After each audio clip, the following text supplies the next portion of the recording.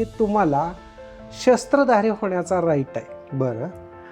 पण जाती व्यवस्थेनुसार क्षत्रियत्वाचा राईट नाही.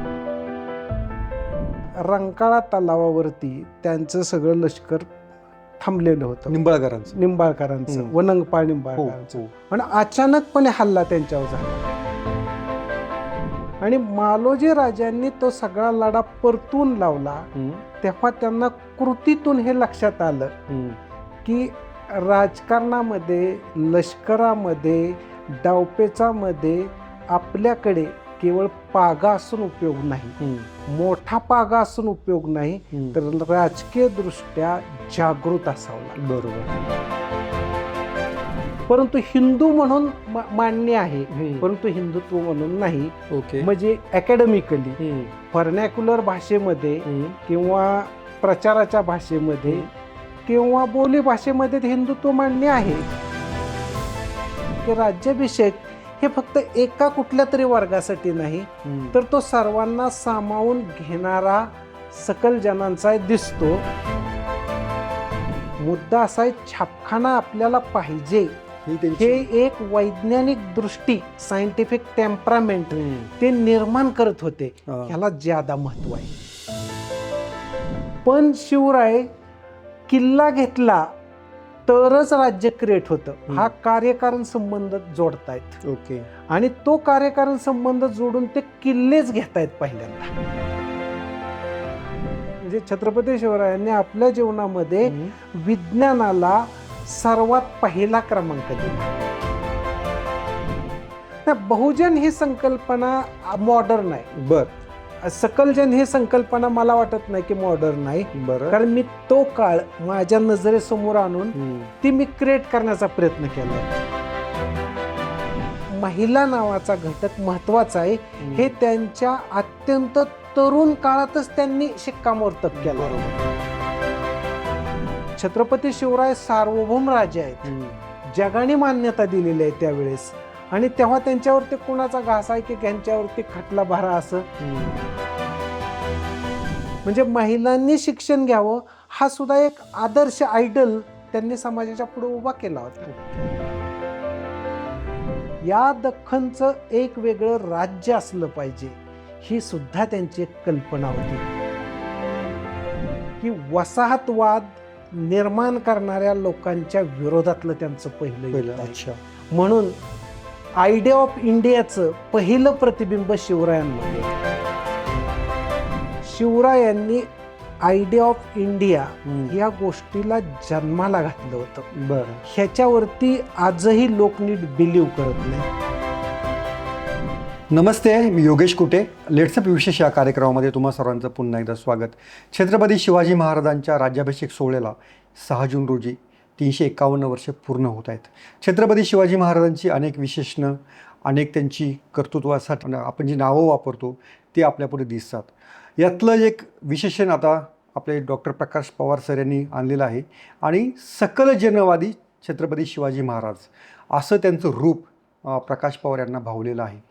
प्रकाश पवार यांना आपण ओळखतो, शिवाजी विद्यापीठामध्ये राज्यशास्त्राचे ज्येष्ठ प्राध्यापक म्हणून त्यांची ओळख आहे. महाराष्ट्रभर त्यांची भाषणं होत असतात. आणि त्यांनी गेली काही वर्ष छत्रपती शिवाजी महाराजांच्या कर्तृत्वाचा आणि इतिहासाचा अभ्यास करून त्यांचं हे नवं रूप महाराष्ट्रापुढे आणण्याचा प्रयत्न केलेला आहे. तर या सगळ्या पार्श्वभूमीवरती आपण सरांशी चर्चा करणार आहोत. सर, तुमचं लेट्सअपमध्ये खूप खूप स्वागत. नमस्ते. महाराजांची अनेक रूपं लोकांना माहिती आहेत. हिंदुत्ववादी आहेत, कोणाला धर्मनिरपेक्षत्ववादी वाटतात, डाव्या विचारवंतांना ते जवळचे वाटतात, आणि हिंदुत्ववाद्यांना तर ते आपले त्या हिंदुत्वांना प्रतिमा म्हणून मिरवतात. तर सकल जनवादी आणि इतर महाराजांच्या प्रतिमा याच्यामध्ये काय बेसिक फरक आहे? मी तुम्हाला एक उदाहरण सांगतो की सर्वसामान्य माणसाला कळेल असं. फुलाला अनेक पाकळ्या असतात. तुम्ही जर एक एक पाकळी काढत गेलात तर त्याच्या खाली पुन्हा दुसरी पाकळी निघतेच. तसे शिवरायांच्या कर्तृत्वाला आणि त्यांच्या विचार करण्याच्या पद्धतीला अनेक कंगोरे आहेत. बरं. ज्याला जो वाटेल तो त्याने कंगोरा घेतला. बरं. आणि तो विषेद करून सांगितला. बरं. परंतु सगळ्या बाजूनी जर पाहिलं एकत्रितपणे तर अनेक कंगोरे दिसतात. त्याला आपण बहुआयामी व्यक्तिमत्व म्हणतो. बरं. तसं बहुआयामी दृष्टिकोन आहे.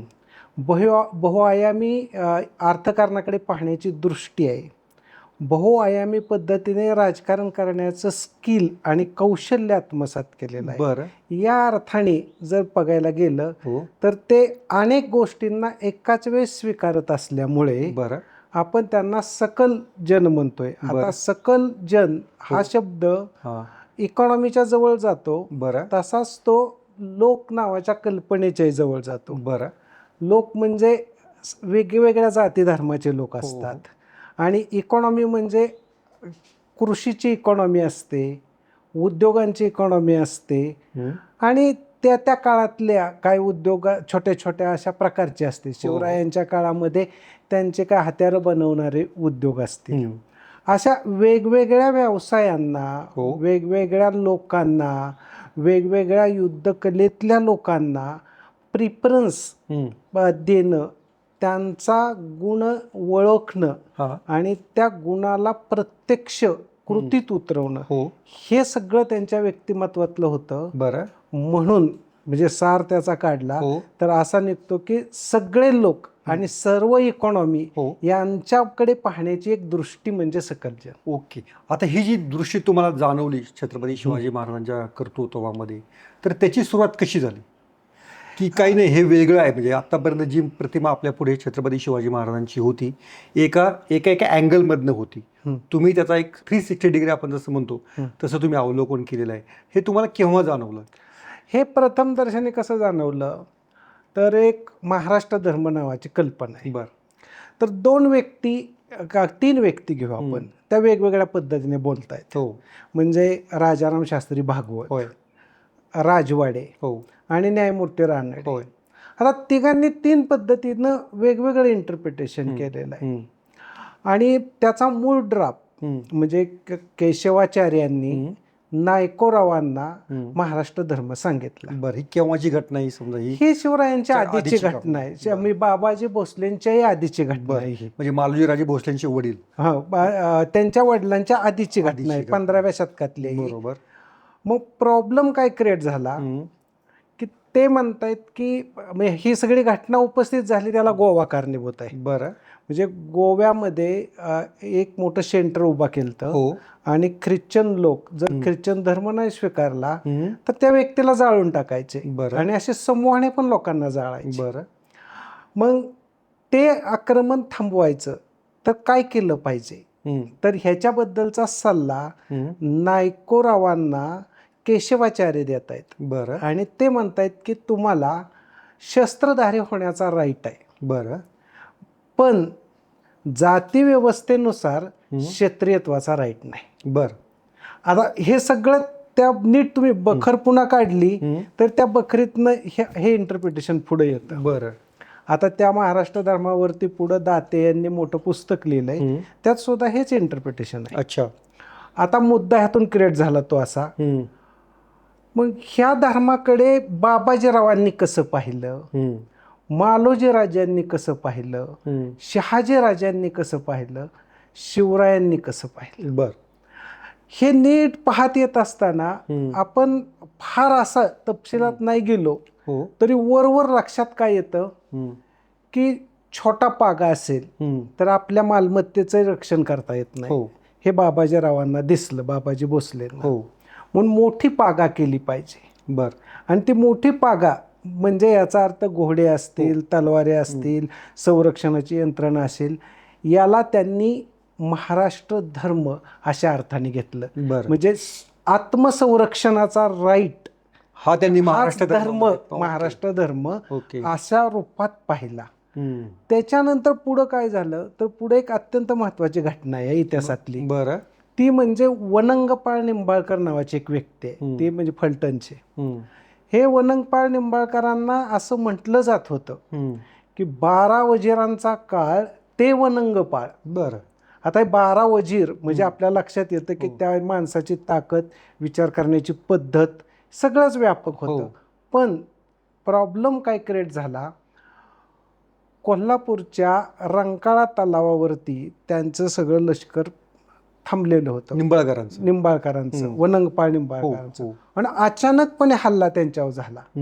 हल्ला इतक्या घाळ अवस्थेत झाला होता की वनंगपाळ निंबाळकरांचं तिथं काही होऊ शकत होतं. बरं. पण त्या लष्करात मालोजी राजे होते आणि मालोजी राजे हे पूर्ण सावध होते. बरं. आणि मालोजी राजांनी तो सगळा लढा परतून लावला. तेव्हा त्यांना कृतीतून हे लक्षात आलं की राजकारणामध्ये, लष्करामध्ये, डावपेचामध्ये आपल्याकडे केवळ पागा असून उपयोग नाही, मोठा पागा असून उपयोग नाही, तर राजकीय दृष्ट्या जागृत असावं लागतं. बरोबर. या गोष्टीमुळं पुन्हा महाराष्ट्र धर्म नावाची संकल्पना एकदम बदलली. बरं. आणि त्या बदलाचं रूप काय झालं तर या सगळ्या पार्श्वभूमीवरती तर तुम्हाला असं दिसतं की जी घराणी महाराष्ट्रातली स्वतःला एक स्वतंत्र समजायची, त्या घराण्यांमध्येच एकोपा करण्याचा प्लॅन आला. आणि त्या प्लॅनचा भाग म्हणून तुम्हाला असं दिसतं या वनंगपाळांची बहीण लखोजी जाधवरावांना दिल्या गेली. वनंगपाळांची मुलगी ही मालोजी राजांना दिल्या गेली. आणि निंबाळकर म्हणजे भोज वंशाचं घराणं, तिकडं जाधव म्हणजे यादव वंशीय आणि भोसले म्हणजे राजपूत भोसले वंशीय असं मानलं गेलेलं. या सगळ्यांचं एकत्रीकरण झालं. अच्छा. आणि एकत्रीकरणातून प्लॅन ऐक्य म्हणजे आपण काही करू शकतो, पण तोच महाराष्ट्र धर्म आहे. म्हणजे आपल्यात एकी असली पाहिजे. हा असं तुम्ही प्रवाही विचार केला तर तो महाराष्ट्र धर्म म्हणजे शेवटी काय, फायनली शिवरायांच्यापर्यंत स्वसंरक्षण, आत्मसंरक्षण, समाजाचं संरक्षण, अधिक ऐक्य, यातूनच आपण लोकांच्या जीवनाला संरक्षण पुरवू शकतो. याला महाराष्ट्र धर्म म्हणायचं. आणि हे सोडून वेगळा डिबेट जो घडतोय त्याच्या बाजूने मी विचार न करता या बाजूने त्यांनी कोणतं काम केलं, त्यांच्या कामात काय दिसतं, या पद्धतीने शोध लावला. आणि त्यात मला असं वाटलं हा सकल जनांचा महाराष्ट्र धर्म आहे. ओके. याच्यामध्ये शिवाजी महाराजांचे बोललं जातं रयतेचा राजा आहेत ते, महात्मा फुलेंनी त्यांना कुळवाडी भूषण बोललेलं आहेत, हिंदू पातशाह म्हणून पण त्यांची ओळख आहे. या 3 ओळखी आणि मग तुमची सकल जनवादी हे तुम्हाला दिसलेलं रूप, याच्यामध्ये बेसिक तुम्हाला फरक काय जाणवतो? मला असं वाटतं की तुम्ही म्हणताय रयतेचा राजा ही मी काय रिजेक्ट केलेली ओळख नाही. बरं. मी हिंदू पदपादशाह याबद्दल ठाम नाही. बरं. आणि का नाही तर ती कुणालाच नीट प्रूव्ह करून देता आलेली नाही. बरं. प्रूव्ह करून दिली तर मान्य करता येऊ शकेल, परंतु प्रूव्ह झालेली नाही नीटनेटकी. आणि अव्वल दर्जाचे इतिहासकार शिवरायांचं जेवढं डॉक्युमेंट गोळा केलं त्यांनी, आणि केल्यानंतर त्यांनी इतिहास प्रत्यक्षार्थवाद म्हणजे जसं आहे तसं मांडून दाखवायचं ते त्यांनी मांडून दाखवलं. परंतु त्यांना सुद्धा ठामपणे हिंदुत्व म्हणता नाही आलं. ते हिंदू म्हणतायत, पण ते हिंदवी स्वराज्य पण म्हणतायत. ते हिंदवी स्वराज्य हिंदू पण म्हणतायत. हिंदवीच्या पुढं हिंदू जातं, परंतु हिंदूच्या पुढं हिंदुत्व आहे. तर ते इतक्या लांब अजून कोण, मला असं वाटतं की परफेक्शनने गेले नाहीत. जे कोणी चूक केली असेल त्यातले एखादा दुसरा माणूस असू शकतो, परंतु हिंदू म्हणून मान्य आहे, परंतु हिंदुत्व म्हणून नाही. म्हणजे अकॅडमिकली व्हर्नॅक्युलर भाषेमध्ये किंवा प्रचाराच्या भाषेमध्ये किंवा बोली भाषेमध्ये हिंदुत्व मान्य आहे, परंतु ऍक्च्युली अकॅडमिकली आणि शास्त्रावरती आधारित प्रूव्ह होईल अशी नाही. ओके. कुळवाडी भूषण बद्दल तुमचं काय मत आहे? कुळवाडी भूषण बद्दलचा पहिला अर्थ जो लावला तो महात्मा फुलेंनीच लावलेला आहे. आणि महात्मा फुलेंनी अर्थ लावला तोही महात्मा फुले स्वतः लावण्यापेक्षा सुद्धा महात्मा फुले अर्थ कसा लावतायत हे नीट पाहायला गेलं तर ती फार इंटरेस्टिंग कथा आहे. बरं. ते जिजाऊंनी वर्णन केले असं करतायत. बरं. म्हणजे तुम्ही त्यांचा पोवाडा जर नीट वाचला तर जिजाऊ आपल्या मुलाची कथा सांगतायत. बरं. आणि जिजाऊ आपल्या मुलाला स्वतः कुळवाडी भूषण म्हणतायत. अच्छा. या अर्थाने ती आहे. थोडंसं आपले वाचक नवीन आहेत, थोडा तरुण वाचक आहे, तर कुळवाडी या शब्दाचा थोडासा अर्थ समजावून सांगा की आधी. कुळवाडीचा साधा सिंपल अर्थ आहे की शेती करणारा व्यक्ती, बर त्याला कुण बाबा बरं. हा मूळ शब्दप्रयोग आहे. हम्म. आणि त्या काळामध्ये सगळे शेतकरी होते. हम्म. या अर्थाने शेतीचा व्यवसाय, हम्म. शेती करणारी व्यक्ती आणि त्याला प्राधान्य असं होतं. ओके. पण या शब्दाचा तुम्ही जो म्हणताय हो. तो अर्थ जर खूप डीप मध्ये घेतला, म्हणजे थोडासा आपण त्याचा व्हर्नॅक्युलर भाषेतला अर्थ न घेता, प्रचलित भाषेमधला आपला जरा. तसा न घेता हो. थोडा नीट घेतला तर तो काय निघतो, हो. तर एक क्रॉमवेल होता बरं. ब्रिटनमध्ये. तो क्रॉमवेल शिवरायांच्या काळातला आहे. त्या क्रॉमवेलने ब्रिटनमध्ये लोकशाही क्रिएट केली म्हणतात. म्हणजे लोकांचं राज्य असेल. पण त्या क्रॉमवेलने असं म्हटलं होतं, मी रॉयल लोकांचा प्रोटेक्टर आहे. आणि इकडं तुम्ही त्याच वेळेस, म्हणजे हे 1659-60च्याच घटना आहेत. तर इकडं भारतामध्ये, महाराष्ट्रामध्ये असं म्हणा तुम्ही की शिवराय त्या काळात शेतकऱ्यांची बाजू घेत आहेत. आता रयत या शब्दापेक्षा सुद्धा शेतकरी त्यांच्या भाषेत आहे. आणि शेतकऱ्यांवरती तुम्हाला कन्फर्म विश्वास का ठेवता येतो, तर त्याच्या अनेक कारणांपैकी अगदी पुण्याच्या अवतीभोवतीची कारण आहेत की त्यांनी धरण बांधलं, पाषाणला तळं बांधलं, त्याच्यानंतर देहू गावाच्या शेजारी सांगुर्डा नावाचं गाव वसवून शेतकऱ्यांना पाणी दिलं. आता या ठळक उदाहरणातनं तरी शेतकरी नावाची इमेज अगदी पुढे येते. आणि शेतकरी जर सामान्य मानला, सामान्य म्हणजे रयत मानली, आणि रयत म्हणजेच लोक, तर ते इलिट पेक्षा लोक नावाच्या गोष्टीला महत्व देत होते. असा त्यातनं अर्थ निघू शकतो. ओके. आणखीन एक याच्यामध्ये आहे, जेव्हा छत्रपती शिवाजी महाराजांचा राज्याभिषेक झाला 6 जून 1674ला, तर त्यावेळेस राज्याभिषेकाचं महत्त्व आणि तुम्ही जी प्रतिमा किंवा तुम्हाला जे रूप दिसलं आहे त्याचं काही साधर्म्य तुम्हाला दिसतं आहे का? राज्याभिषेकानंतर छत्रपती शिवाजी महाराज खऱ्या अर्थानं या ठिकाणी काय म्हणूया की त्यांना राज्यारोहण झालं, मग तुम्हाला जे जाणवलेलं रूप आणि राज्याभिषेक याचा काही संबंध आहे का?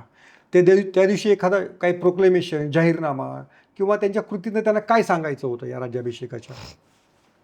राज्याभिषेकाच्या वेळच्या जी वर्णन उपलब्ध आहेत ती वर्णन प्रमाण मानली तर आपण जे सकलजनवादी म्हणतोय ती गोष्ट जुळती.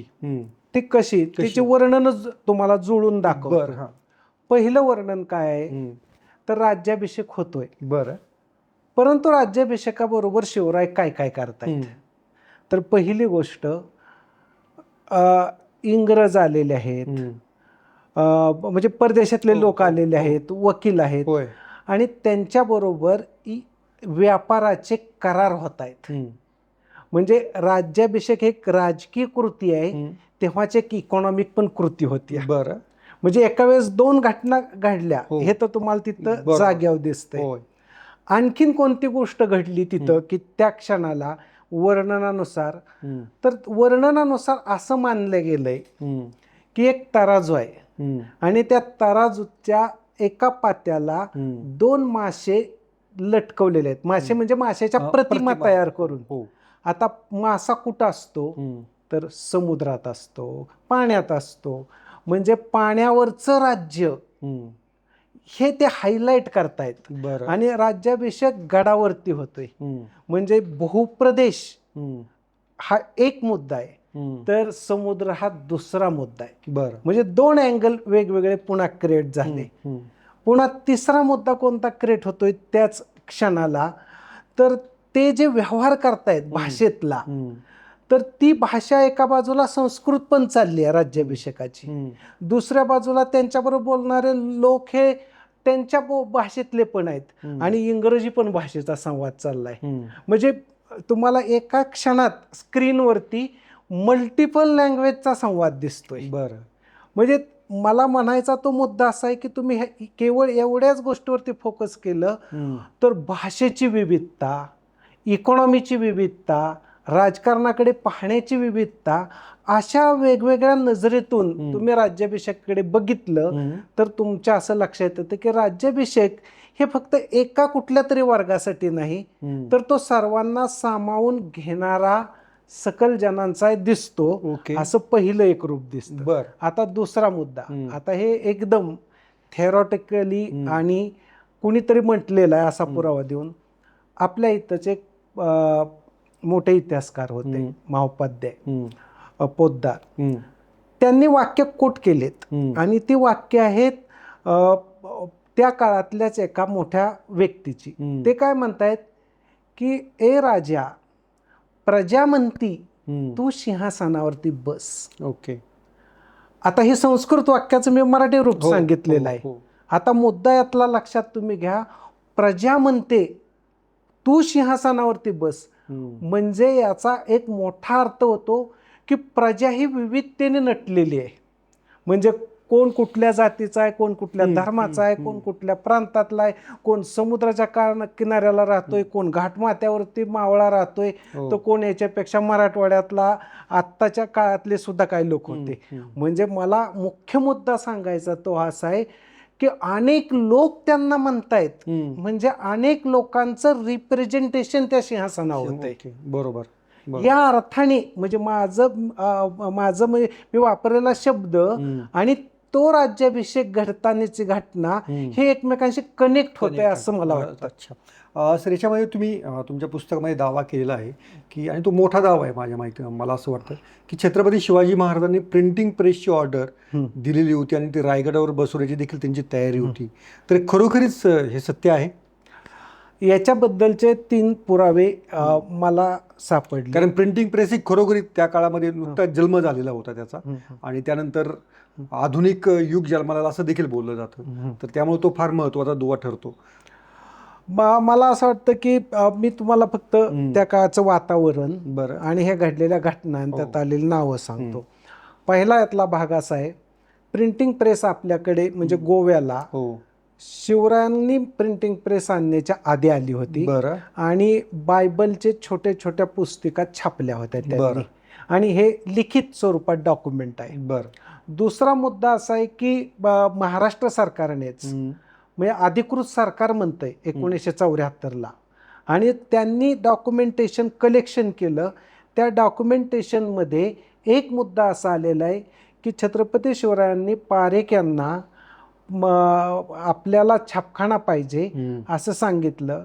ते छापखान्याचं यंत्र विकत घेतलं, ते यंत्र रायगडावरती आलं होतं, हे सुद्धा त्यात नोंदवलं गेलं आहे.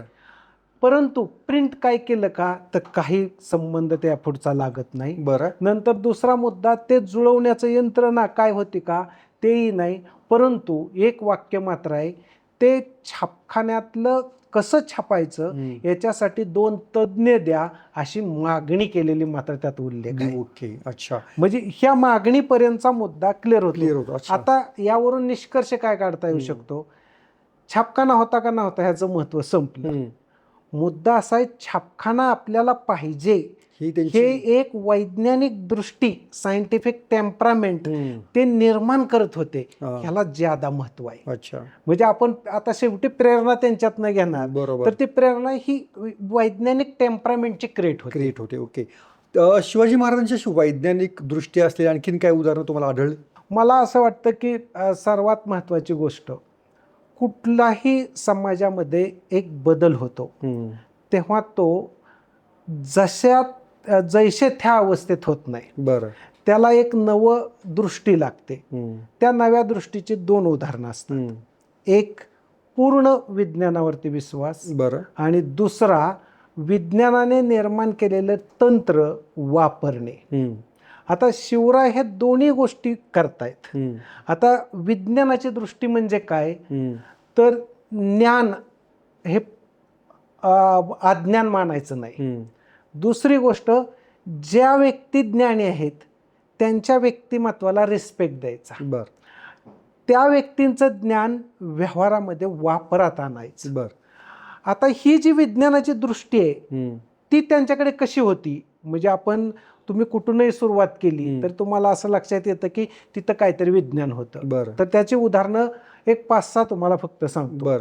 पहिलं उदाहरण त्यांचं असं घ्या, सूर्य महाराष्ट्रात कुठं उगवतो आणि त्याची म्हणजे प्रकाशाची पडत असताना मोजमाप करा थोडंसं, हे आग्र्याला उगवल्यावर काय होईल, आणि शिवराय आग्र्यावरून येताना ज्या मार्गाने आले ते केवळ त्या सावल्यांच्या खेळांवरनं आले असतील का, तर नाही.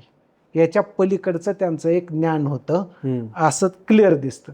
आता दुसरं, कोणच असं म्हणत नव्हतं तेव्हा की हे पुणे शहर सोडून मावळामध्ये आत वेगवेगळ्या भागात जावं, कारण तो मावळ काय होता हे सगळ्यांना माहीत होतं. म्हणजे एक भीतीदायक चित्र होतं, नद्या नाले खोरे आणि त्या ठिकाणची परिस्थिती. खुद्द कान्होजी जयदेंचं जरी आपण चरित्र वाचलं तरी लक्षात येतं की प्रचंड जीवाला असुरक्षितता होती. बरोबर. परंतु ती असुरक्षितता का आहे, त्याचा कार्यकारण संबंध काय आहे, कार्यकारण संबंध समजून घेणं म्हणजे विज्ञान आहे. अच्छा. त्यांनी ते समजून घेतलं आणि मग त्याच्या आधारित जो मोठा वाद झाला तो विज्ञानाचाच आहे. की विज्ञानाने असं ठरवलं होतं, म्हणजे समाज विज्ञानाने, जमीन सरदारांकडे किंवा जो कोण राजा म्हणत असेल, फर्जंद म्हणत असेल, त्या काळात फर्जंद शब्द होता, त्यांच्याकडे देऊयात. बरोबर. म्हणून शहाजी महाराजांकडे इंदापूर, सुपा, बारामती हे होतं, पण तो किल्ला नव्हता. शिवराय हे पहिले असे व्यक्तिमत्व आहेत की किल्ला का नाही, म्हणजे का नाही प्रश्न विचारणं हे विज्ञानाचं लक्षण आहे. आणि त्याच्यावरती 2-3 वर्ष मोठा डिबेट आहे. म्हणजे दादोजी कोंडदेवांची इच्छा आहे की किल्ल्याच्या फंदात पडू नये, सगळं कुळच बुडण्याची शक्यता, इतके मोठ्या प्रमाणात वाद होईल. बरं. पण शिवराय किल्ला घेतला तरच राज्य क्रिएट होतं, हा कार्यकारण संबंध जोडतायत. ओके. आणि आणि तो कार्यकारण संबंध जोडून ते किल्लेच घेतायत पहिल्यांदा. म्हणजे भूप्रदेश तुम्ही नीट बघा, त्यांच्या वडिलांची ही आहे जहागीर, इंदापूरला ते बारामतीला सुप्याला भूप्रदेश आहे, पण ते सोडून ते कुठं गेलेत, ते सिंहगड असेल, तोरणा असेल, राजगड असेल, अत्यंत अवघड, म्हणजे एक डोंगरदऱ्यांचं विज्ञान आहे. आणि त्या विज्ञानाला अनुसरून जर आपण वागलो तर आपल्याला राज्य उभा करता येतं. आणि हेच ते पुन्हा औरंगजेबाला सांगतायत की इथं एक एक किल्ला असा आहे की तो किल्ला 1 वर्ष लढवला तरी माझं राज्य टिकून राहतं. बरोबर. ह्यात तुम्हाला विज्ञान एक दिसतं. किल्ले बांधले, त्या बांधकामामध्ये विज्ञान दिसतं. ओके. समुद्रावरती त्यांनी नाव चालवली, म्हणजे जहाज बांधणी करून नौदलाची उभारणी केली, ह्याच्यात तुम्हाला विज्ञान दिसतं. म्हणजे तुम्ही असं जर बघत गेला हळूहळू तर असं लक्षात येतं की म्हणजे छत्रपती शिवरायांनी आपल्या जीवनामध्ये विज्ञानाला सर्वात पहिला क्रमांक दिला. बरं. आणि विज्ञानाच्या चौकटीमध्ये हे ब्रह्मांड, इथल्या सगळ्या घटना आणि सगळ्या माणसांना तशीच वागण्याला प्रवृत्त केलं. म्हणून त्यांनी अमावस्या, पौर्णिमा किंवा पाप पुण्य ह्या गोष्टी पाहिल्या नाहीत. ते जे व्यवहारात असेल, विज्ञानात बसतं ते त्यांनी केलं. ओके. पण याच्यावरती आपण जर विचार केला, त्यांनी शक निर्माण केलं, हा पुरावा नाही होऊ शकत काही, स्वतःचं एक वार्षिक वर्ष सुरू केलं, हे त्यांचं ही प्रेरणा त्यांना कुठून मिळाली असेल? मग शककर्ते आपण त्यांना म्हणतो, ही जी त्यांची जी ओळख आहे ती या दृष्टिकोनातून झाली का? मग आता ते शककर्ते या गोष्टीला त्यांची इतिहास दृष्टी जबाबदार असण्याची शक्यता मला वाटते. आता ती इतिहास दृष्टी कशी, तर शिवराय हे या भूमीला प्लेन अर्थाने पाहत नव्हते. प्लेन म्हणजे हे डोंगरदऱ्या आहेत किंवा हे काय असं आहे असं नाही. त्यांनी पाहिलं कसं, तर या भूमीने पाठीमागे कोणकोणता इतिहास क्रिएट केलेला आहे, या भूमीवरती कोण कोण व्यक्ती राहिलेले आहेत आणि त्यांनी काय काय केलेलं आहे.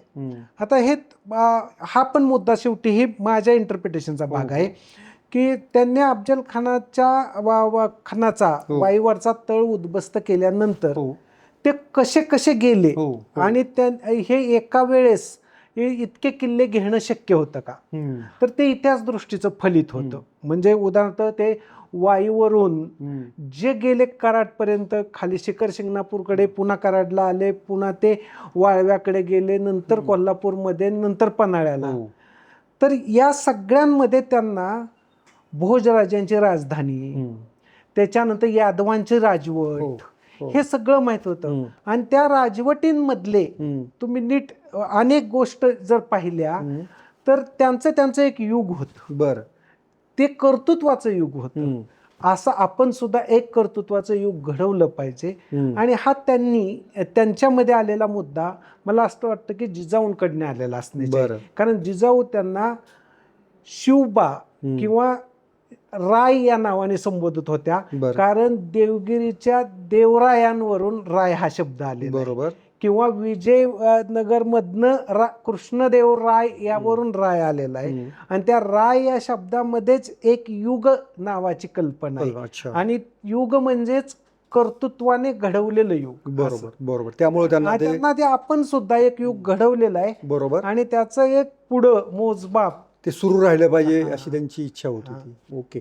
याच्यामध्ये पण जेव्हा सकल जनवादी म्हणतो तेव्हा ती तुम्ही सकल म्हटलं, मग बहुजन का नाही म्हटले तुम्ही? बहुजन ही संकल्पना मॉडर्न आहे. बर. सकलजन ही संकल्पना मला वाटत नाही की मॉडर्न आहे. कारण मी तो काळ माझ्या नजरेसमोर आणून ती मी क्रिएट करण्याचा प्रयत्न केलाय. बहुजन मध्ये काय होतंय तुम्ही लक्षात घ्या, डेमोक्रेसी आलेली आहे आणि लोकशाहीमध्ये जास्त लोक ज्या बाजूला तिकडचं बहुमत, या अर्थाने बहुजन. म्हणून बहुजन हा शब्द प्रयोग या अर्थाने सुद्धा प्रॉब्लेमॅटिक ठरतो. कारण लोकशाहीमध्ये अल्पजनांना महत्वच नाही. मग शिवरायांचं तसं नाही. शिवराय अल्प लोकांना सुद्धा महत्व देत आहेत. म्हणजे अल्प लोकांचं महत्व कुठं कुठं क्रिएट होतं. 3 उदाहरणं तुम्हाला सांगतो. पहिलं उदाहरण आहे, पठाणांना त्यांनी आपल्या राज्यात ठेवलं. आणि पानसंबळ आणि जिजाऊंनी त्यांना सल्ला दिला. पण पठाण ही खूप 500 लोकांचीच कम्युनिटी होती. त्याच्यानंतर दुसरं उदाहरण आहे, कराडच्या शेजारी एक ब्राह्मण फॅमिली होती. त्या फॅमिलीमध्ये मुलाचे वडील एक्सपायर झालते. त्याला दूध भात वतन चालू केलं होतं. आणि पुण्यामध्ये एक मत्ता नावाची कलावंतीन होती. तिला 2 वेळचं खायलाच मिळत नव्हतं. तर तिच्यासाठी सुद्धा चावर वावर नावाचं वतन चालू केलं. म्हणजे म्हणजे जादा लोकांच्या बाजूने निर्णय आणि अल्प बाजूचा निर्णय. तर अल्प बाजूने सुद्धा ते निर्णय घेत होते. आणि यातलं सर्वात मोठं उदाहरण कोणतं, तर रांजाचे पाटील, म्हणजे पाटील हा राजा आहे आणि ती मुलगी ही लोक अल्पसंख्याक आहे, तिच्या मताला कोण दाद देणार, पण तिच्या बाजूने निर्णय. म्हणून ह्याचा अर्थ असा होत नाही की त्या पाटलांच्या विरोधात शिवराय होते. पाटलांच्या विरोधात नव्हते, कारण त्या मुलीला न्याय दिला. पण तेव्हाच त्यांनी त्या पाटलांच्या घरातील सोनाजी पाटील नावाचा व्यक्ती होता, तो मूळ पाटलांचाच नातेवाईक होता. आणि त्याला सांगितलं की ह्या पाटलांचं पण तू सगळं बघ, अधिक लोकांचं पण बघ, तू नीतिवान आहेस. ओके. हेच शिवाजी महाराजांचं महिलांबाबतचं धोरण तुम्हाला कसं जाणवतं? महिलांबाबतचं धोरण त्यांचं पूर्ण व्यापक होतं. म्हणजे आता कसं आहे, लोक पाहताना त्या काळालाच वेगळं पाहतायत. मी तुम्हाला सांगितलं. परंतु त्या काळामध्ये त्यांनी ज्या ज्या गोष्टी केल्या त्या खूप व्यापक आहेत. म्हणजे मी उदाहरण आत्ताचं घेतलं ते पहा. पाटील हा राजा आहे. मग ज्याला राज्य क्रिएट करायचंय त्याला पाटील पाहिजे का त्या मुलीला न्याय द्यायचा पाहिजे, दोन्ही चॉईस करायचंय. पण शिवराय ते चॉईस करताना त्या मुलीला पण न्याय देत आहेत. म्हणजे याच्यामध्ये तुम्हाला काय दिसायला लागतं की महिला नावाचा घटक महत्वाचा आहे. हे त्यांच्या अत्यंत तरुण काळातच त्यांनी शिक्कामोर्तब केला.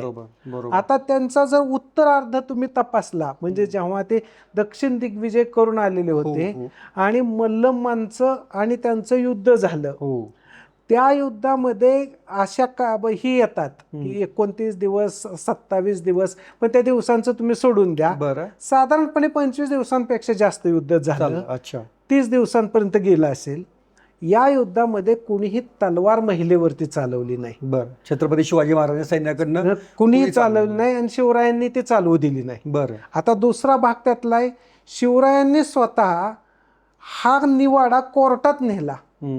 कोर्टात निवाडा नेल्यानंतर छत्रपती शिवराय सार्वभौम राजे आहेत, जगाने मान्यता दिलेली आहे त्यावेळेस.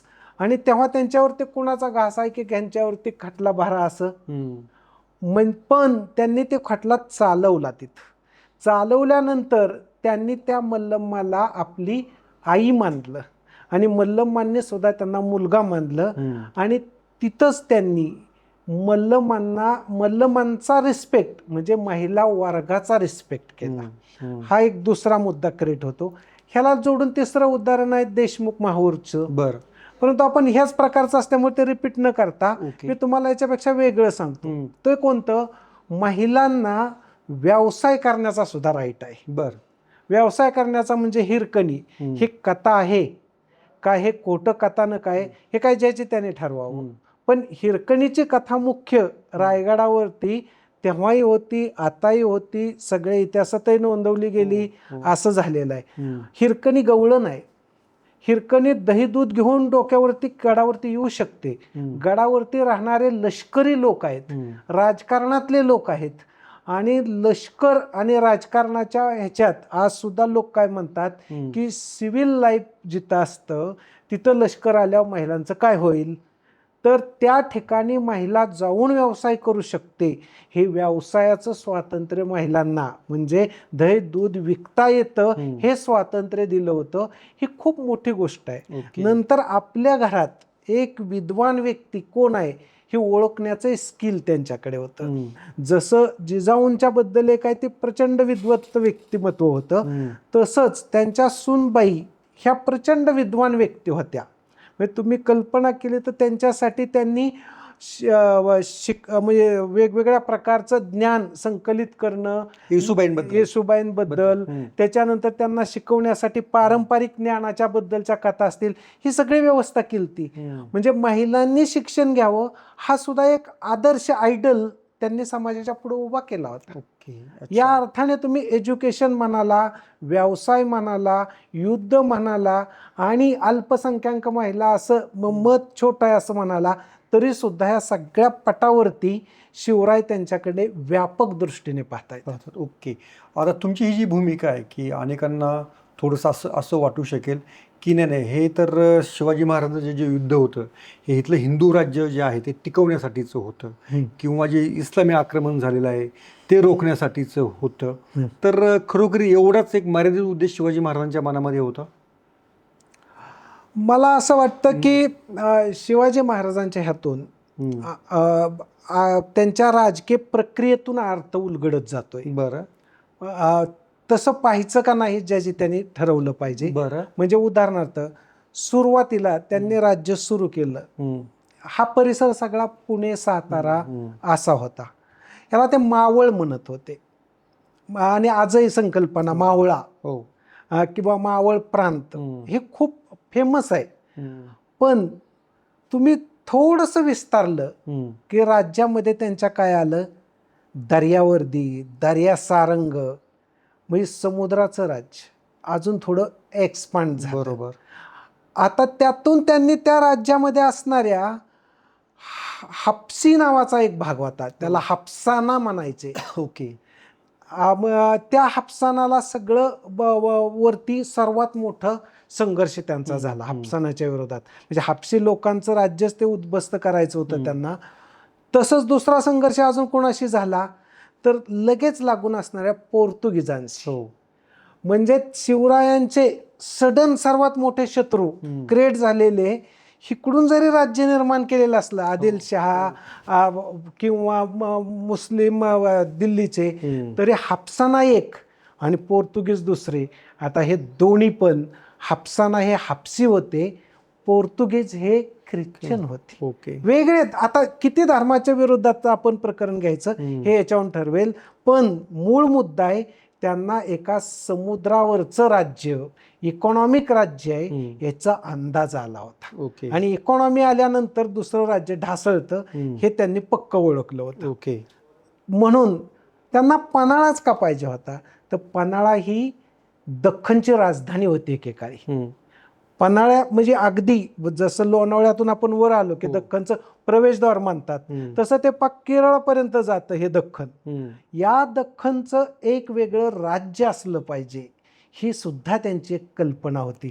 आणि म्हणून ज्यांच्याशी त्यांचं वैर झालं, ज्यांच्याशी त्यांचा पहिला संघर्ष झाला, त्यांच्याबरोबर सुद्धा जुळवून घेऊन त्यांना ते समजून सांगत होते की दख्खनचं राज्य कसं क्रिएट झालं पाहिजे. म्हणून तुम्ही नीट बारकाईनं बघा, दख्खनमध्ये त्यांनी कुतुबशहाबरोबर चर्चा केली.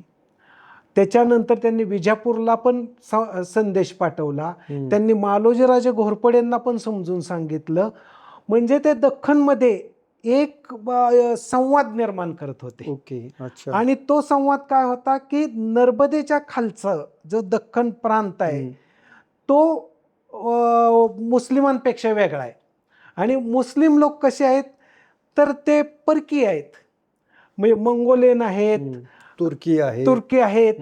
आणि या अर्थाने तुम्ही बघायला गेला आणि ह्या सगळ्या लोकांची यादी केली तर मला एक असं दिसतं की वसाहतवाद निर्माण करणाऱ्या लोकांच्या विरोधातलं त्यांचं पहिलं युद्ध आहे.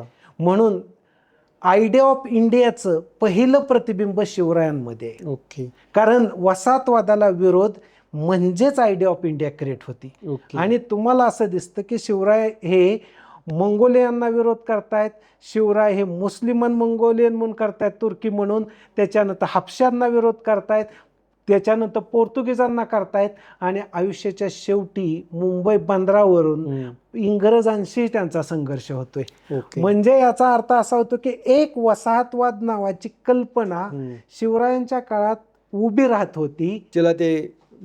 तिच्या विरोधात ह्यांचं पहिलं, त्याला बंड वगैरे असं म्हणण्यापेक्षा मी असं म्हणेन ही फार मोठी एक दृष्टी होती की जी युरोपला पण ती दृष्टी आली नव्हती. जी दृष्टी मुस्लिमांना पण नीट नव्हती. आणि मुस्लिमांमध्ये कुठं कुठं अशी दृष्टी आहे, त्याचं उदाहरण शिवराय औरंगजेबाला सांगत होते. म्हणजे ते सांगत होते की अकबराने सहिष्णू राज्य केलं होतं, तुझं राज्य सहिष्णू नाही. हे ते पत्र जर खरं खोटं वाद आहे, परंतु त्या पत्रातला असे प्रमाण मानला तर ते अकबराचं राज्य हे एक वेगळ्या प्रकारचं विज्ञान अधिक सहिष्णुता या दोन मूल्यांवरती आधारलेलं आहे. ह्याला ते प्रमाण मानत असल्यामुळं आपण यात मिश्रण किती कशाचं करायचं आजच्या त्याचा मुद्दा आहे.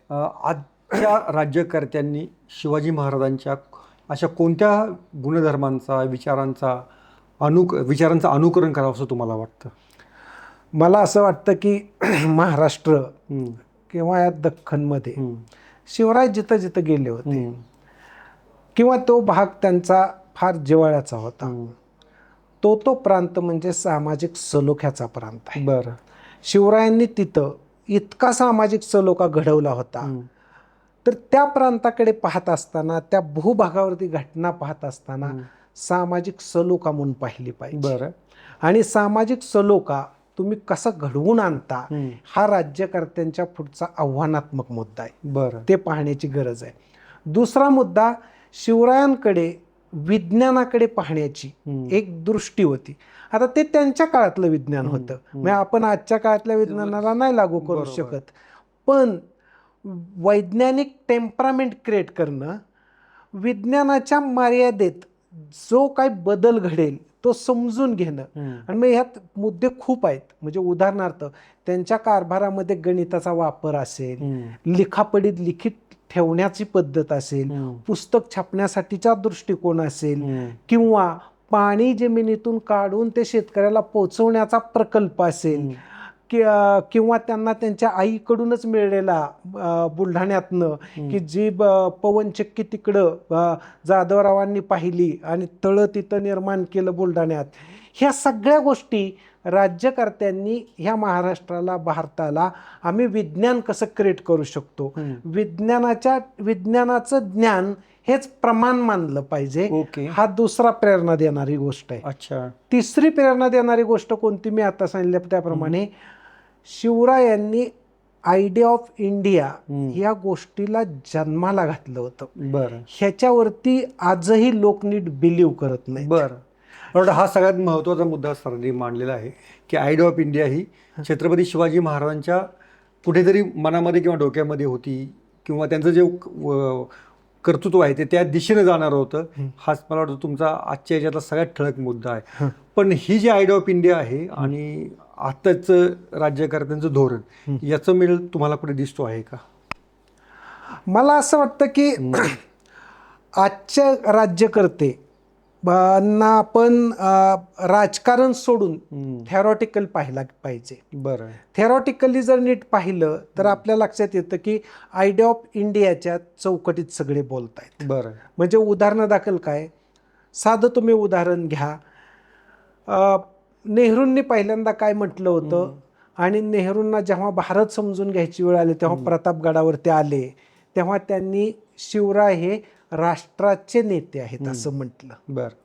ह्याच्यात तुम्हाला क्लिअर राष्ट्रीय लिडरशिप काय म्हणते हे तुमच्या लक्षात येतं.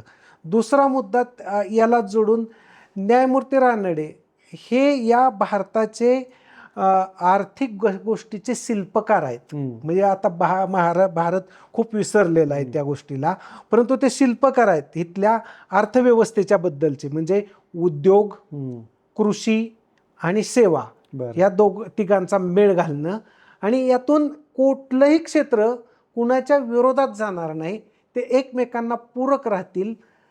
हा मुद्दा यशवंतराव चव्हाणांनी कृषी औद्योगिक समाज असा ट्रान्सफर केला होता. बरोबर. म्हणजे आजही शिवरायांचा तो मुद्दा विसरला गेला मॉडर्न इंडियामध्ये असा त्याचा अर्थ होत नाही. बरं. किंवा आत्ता लोक बोलताना, म्हणजे अगदी मध्यंतरी सासवडला एक कार्यक्रम झाला होता तेव्हा त्या व्यासपीठावरती बाबा आढाव, शरद पवार असे लोक बसलेले होते आणि ते बोलताना म्हणत होते की जिजाऊ या गोष्टीचं प्रतीक आहेत, त्यांचा एक फोटो व्यासपीठावरती असला पाहिजे. बरं. म्हणजे सांगण्याचा थोडक्यात माझा सारांशाचा मुद्दा असा आहे, राजकारणात शेवटी वाद असतात. हो.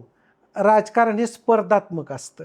त्या स्पर्धेमध्ये कोण काय बोलेल हा मुद्दा वेगळा. बरं. परंतु थेरॉटिकली जर तुम्ही गेला तर भारताला शिवरायांची आयडिया ऑफ इंडियाची कल्पना मान्य आहे. कारण का, सामाजिक सलोखा.